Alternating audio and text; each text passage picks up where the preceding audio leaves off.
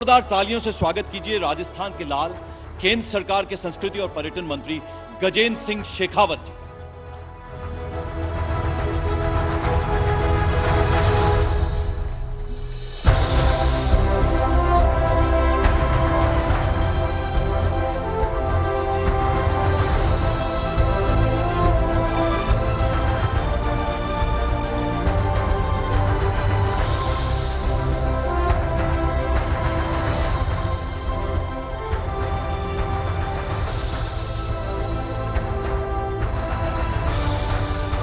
Viewers, आप सबको मेरा नमस्कार और जोरदार तालियों से अभिनंदन करिए केंद्रीय मंत्री गजेंद्र सिंह शेखावत जी का।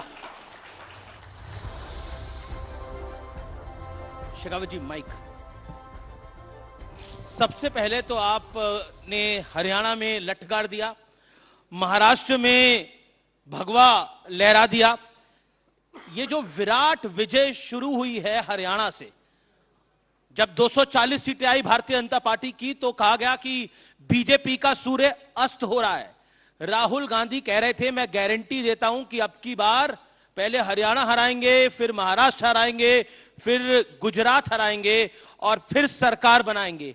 लेकिन ऐसा क्या हुआ पिछले 3 महीने के अंदर कि स्टोरी टर्न हुई है? देखिए, मैं थोड़ा सा संशोधन करना चाहता हूं आपको धन्यवाद देते हुए। जी, प्रचंड विजय का यह अभियान राजस्थान, मध्य प्रदेश और छत्तीसगढ़ की जीत के साथ प्रारंभ हुआ था। लोकसभा के चुनाव के समय में जब कुछ थोड़ी सी देर के लिए बादल सूरज को ढक गया था या ढकने की कोशिश कर रहा था, शायद उस समय ऐसे लोग जिनको रात्रि का अंधकार पसंद है, उनको शायद कहीं खुशी या मतिभ्रम हो रहा था। लेकिन अंधेरा छटा और कमल फिर से खिल पड़ा है। और जब से कमल खिला है, तब से वो कई लोग जो है अभी तक वापस अपने होश संभालने के लायक नहीं बचे। अच्छा, एक बात बताइए, ये जीत भारतीय जनता पार्टी की है या फिर जैसा राहुल जी कह रहे हैं, आपके बीजेपी के बहुत प्रिय संजय राउत कह रहे हैं, ईवीएम की जीत हो गई है? ये ईवीएम ने कुछ खेल कर दिया, नहीं तो कांग्रेस तो बस जीतने ही वाली थी। देखिए, मुझे लगता है कि हर हार के बाद में ठीक रहा ईवीएम पे फोड़ना, क्योंकि जनता को और मतदाता को तो आप दोष दे नहीं सकते। और जो प्रतिक्रिया नहीं दे सकता, ईवीएम मशीन तो अपना जवाब नहीं दे सकेगी, लेकिन उसके ऊपर ठीकरा फोड़ने का प्रयास करना, यह अब नया नहीं रहा है। और पहले ही, चुनाव से पहले ही अपने रैलीज को संबोधित करते हुए माननीय गृह मंत्री जी ने और सभी अन्य नेताओं ने इस बात को पहले से ही प्रिडिक्ट कर दिया था कि जिस दिन परिणाम आएगा उसके दूसरे दिन ईवीएम बदनाम होने वाली है। और वही हुआ। और हास्यास्पद तो यह है जी कि जब एक राज्य में भारतीय जनता पार्टी के विपक्ष में खड़े हुए मोर्चे को विजय प्राप्त हुई है और दूसरे राज्यों में प्रचंड बहुमत के साथ में महायुति की सरकार बनी है, जनता ने आशीर्वाद दिया है, तब हम एक तरफ कह रहे हैं कि ईवीएम ने जो है, ईवीएम में छेड़छाड़ हुई और दूसरी तरफ नहीं हुई। क्या है? नया नैरेटिव बना दिया है। अब एक नया नैरेटिव है जो लुटियंस दिल्ली में भी चल रहा है और साउथ बॉम्बे में भी चल रहा है, और विपक्षी खेमा इस नैरेटिव को बहुत आगे बढ़ चढ़ के बता रहा है। वो कह रहा है कि एक राज्य जीतते हैं, दूसरा जितवा देते हैं। हरियाणा जीते, जम्मू कश्मीर जितवा दिया, महाराष्ट्र ये खुद जीत गए और हमको झारखंड जितवा दिया। अब ये नया नैरेटिव तैयार हुआ है, इसका जवाब क्या है? मुझे लगता है कि 75 साल के वयस्क लोकतंत्र में जी, एक ऐसे देश में जो दुनिया का सबसे बड़ा लोकतांत्रिक देश है, एक ऐसे देश में जो लोकतंत्र की जननी है, एक ऐसा देश जिसने लोकतांत्रिक व्यवस्था को लाखों बलिदानों के बाद में स्वीकार किया, प्राप्त किया है, जी, उन बलिदानों के ऊपर और उस वयस्क होते हुए दुनिया के सबसे बड़े लोकतंत्र, जिसके लोकतांत्रिक देश होने के नाते पूरे विश्व भर में जिसके प्रति अगाध श्रद्धा है, इस तरह की अपनी हार की खिसियाट को व्यवस्था पर डाल करके वो देश को बदनाम करने और देश के लोकतंत्र को बदनाम करने वाले लोग कभी देश के हितैषी नहीं हो सकते। लेकिन क्या आपको लगता है जो एक संशय है ईवीएम को लेकर, उस पे, क्योंकि अब तो कांग्रेस एक बहुत बड़ा आंदोलन चलाने की बात कर रही है, कह रही है कि जैसे भारत जोड़ो यात्रा निकली थी देश में मोहब्बत की दुकान खोलने के लिए, वैसे ही अब मतपेटी का दौर वापस लेके आना चाहते हैं, बैलेट को वापस लेके आना चाहते हैं, उसके लिए राहुल गांधी मैदान में निकलेंगे तो मजबूरन सरकार को झुकना पड़ेगा और यह कराना पड़ेगा। देखिए, देश किसी भी ऐसा विषय जिस पर भारत गर्व कर सके और हम भारत के 140 करोड़ लोग गर्व कर सकें, मैं बहुत सारे एग्जाम्पल्स दे सकता हूं जी। कोविड का टीका बनाने से लेकर के हमारी एयर स्ट्राइक और सर्जिकल स्ट्राइक, जो एक सटीक जवाब आतंकवाद के विरुद्ध देश की सेनाओं ने और देश की सरकार ने पूरे विश्व भर के लोगों को दिया था कि भारत और भारत के विरुद्ध चलने वाली हर गतिविधि, चाहे वो देश की धरती से हो रही है या दुनिया की किसी और धरती से, भारत अब उसे स्वीकार नहीं करेगा। उससे लेकर के जितने भी ऐसे विषय पिछले वर्षों में हुए, नई संसद बनने तक, हर उस विषय पर इस तरह की टिप्पणियां करके, संदेह पैदा करके भारत के लोगों को गर्व करने वाले उस विषय से दूर करना और पूरी दुनिया के मन में भारत के प्रति एक संदेह उत्पन्न करने का षड्यंत्र जी कुछ लोगों ने हमेशा के लिए अंगीकार कर लिया है। भारत की इस लोकतांत्रिक व्यवस्था जिसकी चर्चा आज पूरे विश्व भर में है, दुनिया के बड़े तकनीकी के क्षेत्र के पुरोधा जिसकी चर्चा करते हैं, एलन मस्क जैसे लोग जिसकी बात करते हैं कि अमेरिका में वोट गिने जा रहे हैं और भारत में कुछ घंटों में इतने अरब वोट गिनकर, करोड़ वोट गिन करके, 80 करोड़ वोट गिन करके फैसला हो जाता है।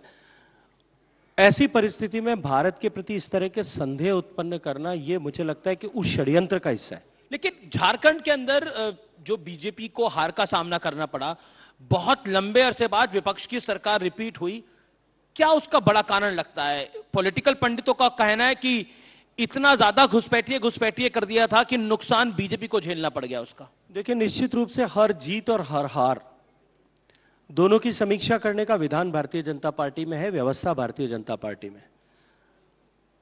केवल राज्य के दृष्टिकोण से नहीं, हर विधानसभा के दृष्टिकोण से एक गहन चर्चा मंथन हो कि क्यों या करके यहां इतनी अनुकूलताओं के होते हुए भी इस तरह के परिणाम आए। पर आपको लगता है झारखंड में हिंदू मुसलमान जो हुआ चुनाव, उसका नुकसान हो गया, घुसपैठिया वर्सेस?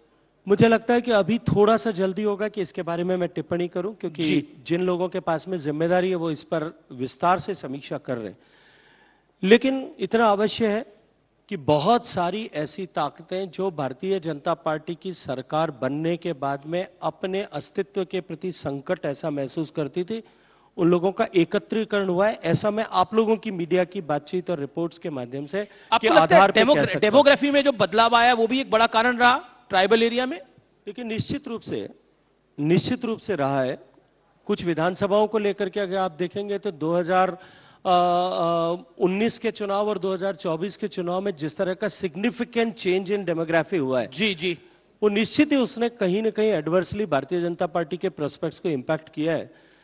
और मैं ये मानता हूं कि अभी पूरी चिंतन विचार सब कुछ होने के बाद में जनता का फैसला है। देश जो है, प्रदेश की जनता ने जो मैंडेट दिया है उसको शिरोधार्य करते हुए आने वाले समय में हम किस तरह से बेहतर वहां कर सकें, प्रभावी विपक्ष की भूमिका निभाते हुए हम किस तरह से छत्तीसगढ़ को भी सबका साथ, सबका विकास, सबका विश्वास, सबका प्रयास इस मंत्र के साथ में जोड़े रखते हुए झारखंड को भी उसके साथ में जोड़े रखते हुए काम करें, इसके ऊपर हम सब मिलकर के काम करें। मेरा अगला प्रश्न आपसे ये है कि जिस तरह से बांग्लादेश में हिंदुओं को टारगेट किया जा रहा है और हिंदू धर्म गुरुओं को वहां पर अरेस्ट किया गया है, बतौर केंद्रीय मंत्री आपकी प्रतिक्रिया क्या है? हालांकि भारत सरकार ने अपनी शिकायत दर्ज कराई है, लेकिन उसका असर कुछ बांग्लादेश पे नहीं हुआ है। देखिए, निश्चित रूप से दुर्भाग्यपूर्ण है। एक ऐसा देश जिसका अस्तित्व भारत की सेना के शौर्य और साहस के कारण से हुआ है, तो क्यों हो रहा है ये? और एक ऐसा देश जो गति के साथ में प्रगति कर रहा था विश्व के पटल पे, वो एकाएक इस तरह के परिस्थितियों के साथ में जकड़ा गया और उनके कारण से वहां के हिंदू समाज पर, वहां की माइनॉरिटी पर जिस तरह से अत्याचार हो रहा है, उनके साथ में जिस तरह का व्यवहार हो रहा है, ये दुर्भाग्यपूर्ण है। सरकार में बैठे हुए सभी लोग जो जिम्मेदार हैं, जिनके पास में इस तरह की इस विषय की रिस्पॉन्सिबिलिटी है, वो गहन दृष्टि उसके ऊपर बनाए रखें। भारत सरकार ने यथोचित व्यवस्था के तहत अपनी प्रतिक्रिया भी दी है, लेकिन ये तय है, मैंने तो व्यक्तिगत रूप से यदि मैं बात करूं तो मैंने लोकसभा में एक सांसद के नाते बोलते हुए पहले भी कहा था कि भारत के मूल के धर्म का कोई भी व्यक्ति, चाहे वो हिंदू है, चाहे वो जैन है, चाहे वो जो है बौद्ध है, चाहे वो सिख है, यदि राजनीतिक संरक्षण के आधार पर उसका उत्पीड़न वहां हो रहा है जी, तो भारत की भूमि उसकी नैसर्गिक मातृभूमि है, हमें बाहें पसार करके उनका स्वागत करना चाहिए। ऐसा मैंने लोकसभा में 2015 में जब पीआईओ ओसीआई का बिल डिस्कस हो रहा था तब कहा था। और मुझे क्योंकि बहुत लंबे समय तक पाक विस्थापित हिंदुओं के बीच में काम करने का अवसर मिला है, जोधपुर में मैं उनका दर्द जानता हूं, जोधपुर में, राजस्थान में मैंने उनका दर्द देखा है। इसलिए ऐसे लोगों को जहां वो रहते हैं वहां संरक्षण मिले, लेकिन यदि इस तरह की पीड़ा को भोग करके वो भारत में आते हैं, वैध तरीके से भारत में आते हैं, तो हमें बाहें प्रसार करके उनका स्वागत करना चाहिए, उनको संरक्षण प्रदान करने की आवश्यकता है। मेरा अगला प्रश्न है, आपने मिनॉरिटीज की बात करी जो बांग्लादेश में है, लेकिन जो हिंदुस्तान में मिनॉरिटी है या फिर कहें तो सबसे बड़ी मेजॉरिटी है मुस्लिम, उसको लेकर जिस तरह के बयान आ रहे हैं, असउद्दीन ओवैसी ने बोला है कि मोदी जी आप क्या कराना चाहते हैं, हर दरगाह हर मस्जिद का सर्वे करवाना चाहते हैं, जो संभल में हो रहा है, जो अजमेर शरीफ में हो रहा है, कैसे लेते हैं आप?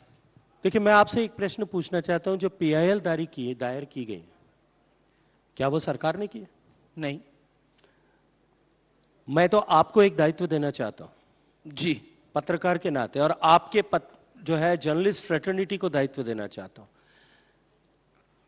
खोज करके देखिए इनके पीछे कौन लोग खड़े, जो लोग इस तरह के पीआईएल दायर कर रहे हैं, उनके पीछे किस मानसिकता के कौन लोग खड़े होकर के इस तरह के काम कर रहे हैं, इसके ऊपर जो है गहन। लेकिन आपको लगता है ये गलत है, ये जो जिस तरह की ये पीआईएल दाखिल हो रही है, ये गलत है, ये नहीं होनी चाहिए? देखिए, जो विषय न्यायालय में पेंडिंग है, मुझे उस पर टिप्पणी नहीं करना चाहिए, वो अनुचित है।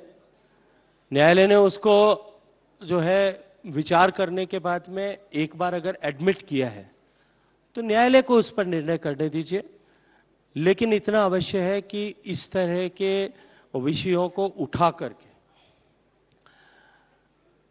हम भारत में जो भारत की शांति व्यवस्था को हिलाने की कोशिश जिस तरह से की जा रही है, उसके पीछे के मानसिकता को, ये सब आप ही के लोग हैं, ये उसके पीछे की मानसिकता को निश्चित रूप से खोजने, जांचने, परखने की आवश्यकता है। इसीलिए मैंने आपसे निवेदन किया कि आप थोड़ा खोज करके कोशिश करके निकालिए कि कौन लोग ऐसा कर रहे हैं।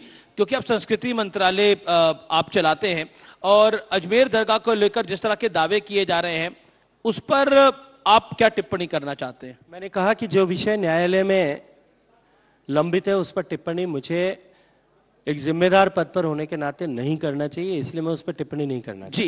वक्फ को लेकर आप क्या कहना चाहते हैं? जेपीसी की समय सीमा बढ़ाई गई है, असउद्दीन ओवैसी कहते हैं वक्फ भी हमसे ले लेंगे, हमारी दरगाह मस्जिद भी ले लेंगे, तो हम जाएंगे कहां पर?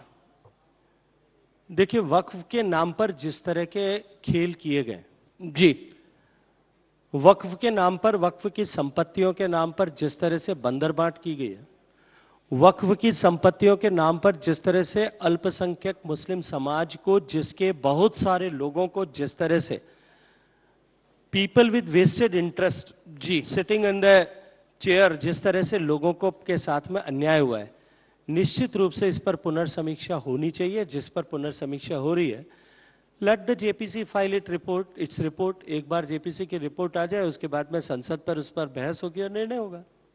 जी, मेरा अगला प्रश्न है, क्या आपको लगता है कि राजस्थान में भी बाई इलेक्शन था इस बारी, क्योंकि आपका गृह प्रदेश है, आप जोधपुर से मेंबर ऑफ पार्लियामेंट है, आपकी राजनीति राजस्थान से है, बाई इलेक्शन था, बीजेपी की वहां पर एक बड़ी जीत हुई है, और कांग्रेस का उतना बेहतर प्रदर्शन नहीं रहा है। इसके पीछे आपको कारण क्या दिखाई देता है? Point number 1। और क्या राजस्थान भाजपा में सब कुछ ठीक ठाक चल रहा है? देखिए, राजस्थान में 7 सीटों पर उपचुनाव था। बिल्कुल। उपचुनाव के पहले की परिस्थिति में 1 सीट भारतीय जनता पार्टी की थी, 4 कांग्रेस की थी और 2 स्थानीय पार्टियों की थी, एक आरएलपी और दूसरा ट्राइबल पार्टी की, भारतीय आदिवासी पार्टी की। 7 सीटों में से जो 1 सीट थी, मैंने चुनाव से पहले भी, चुनाव के समय में भी कहा था कि हम एक से अनेक होने वाले। प्रदेश की जनता ने पिछले 1 साल के कालखंड में जिस तरह से डबल इंजन की सरकार ने काम किया है, जिस तरह से धरातल पर हमने जो वादे किए थे चुनाव से पहले, उन वादों को हमने धरातल पर उतारने का काम किया है। जनता को जिस तरह की अपेक्षाएं थी, उन अपेक्षाओं पर हम खरे उतरे, उसका आशीर्वाद हमें मिला है कि हम 1 से 5 पर पहुंचे। बाकी बची हुई 2 विधानसभाओं में भी हमारा प्रदर्शन बहुत बेहतर हुआ। एक में हम थोड़े से कुछ 100 मतों के अंतर से हारे और दूसरे में भारतीय आदिवासी कांग्रेस पार्टी ने ऑफिशियली जवाब दिया ये प्रशासन की जीत है। मुझे लगता है कि इस बार ईवीएम को बख्श दिया वहां पे, इसके लिए मुझे कांग्रेस को धन्यवाद देना चाहिए। जी, लेकिन एक बात बताइए, लोकसभा चुनाव में बीजेपी का प्रदर्शन खराब रहा, उसको थोड़ा सीटों का नुकसान हुआ, लेकिन उसके 4 महीने बाद बीजेपी का प्रदर्शन बेहतर हो गया। क्या कारण मानते हैं आप? देखिए, वो तो मोदी जी के चेहरे पर लोकसभा के चुनाव के समय में जिस तरह से झूठ को खड़ा किया गया था, जी, झूठा नैरेटिव संविधान को लेकर के बनाया गया था और कुछ और झूठे नैरेटिव जो गढ़े गए थे। लेकिन मैं एक बात बहुत जिम्मेदारी से अपने अनुभव के आधार पर कह सकता हूं, झूठ को आप एक बार पैदा कर सकते हैं, खड़ा भी कर सकते हैं, लेकिन उसे दौड़ा नहीं सकते।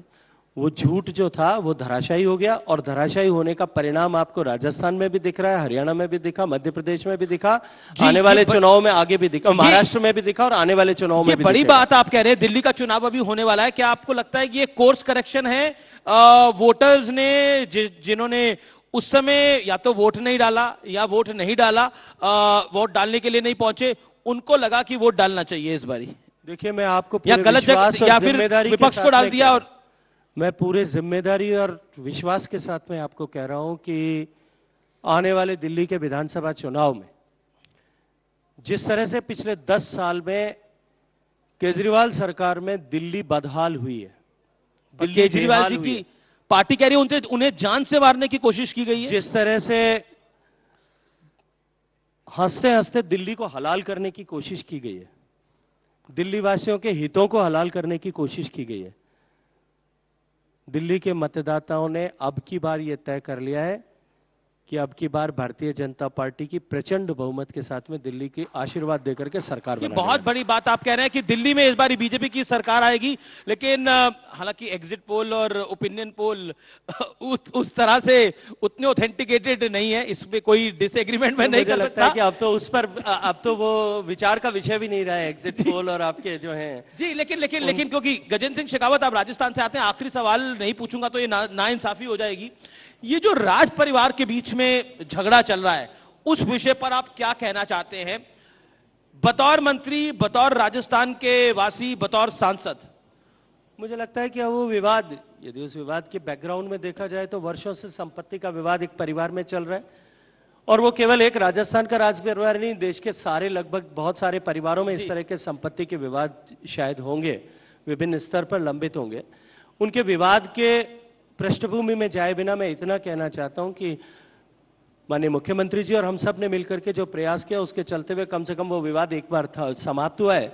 शेष संपत्ति का विवाद है, वो न्यायालय को निर्णय करना है, वो हमारा काम नहीं है, न हमारा उससे कोई लेना देना है। लेकिन कुल मिलाकर के उदयपुर जैसे प्रदेश में, शहर में, राजस्थान जैसे प्रदेश में इस क्रिटिकल टाइम पे जब टूरिज्म के सीजन का जो है आगाज हुआ है और अगले 4 महीने राजस्थान के लिए सबसे इंपॉर्टेंट रहने वाले हैं, उस समय में राजस्थान के किसी भी स्थान पर इस तरह के का टर्बुलेंस नहीं हो, इस तरह की सिचुएशन नहीं बने, इसके लिए हम सब लोग जागरूक रह करके काम कर रहे हैं ताकि राजस्थान के टूरिज्म के प्रोस्पेक्ट्स और जब राजस्थान में राइजिंग राजस्थान होने वाला है, आपने समझाया दोनों को, उस पर हम लोगों को निश्चित ही, मुझे दोनों, क्योंकि दोनों ही भाई एक ही परिवार के सदस्य हैं, दोनों से मेरा व्यक्तिगत संबंध है, दोनों से मेरा पारिवारिक संबंध है, मैंने दोनों को चर्चा की और दोनों से कहा, आग्रह करके कहा कि ये जो है इस वाद के माध्यम से, इस विषय के माध्यम से हमारा विवाद जो है संपत्ति का वो सेटल नहीं होने वाला है। ये एक परंपरा का, व्यवस्था का विषय है, इसको समाप्त करना चाहिए और दोनों ने मेरी बात का सम्मान किया। मैं हृदयपूर्वक दोनों का इसके लिए आभार ज्ञापित करता हूं। चलिए, बहुत बहुत शुक्रिया, मैं भी आपका आभार व्यक्त करता हूं, आप न्यूज 18 के मंच पर आए और आप अपनी बात को रखा। थैंक यू सो मच मंत्री ji, thank you so much Amish.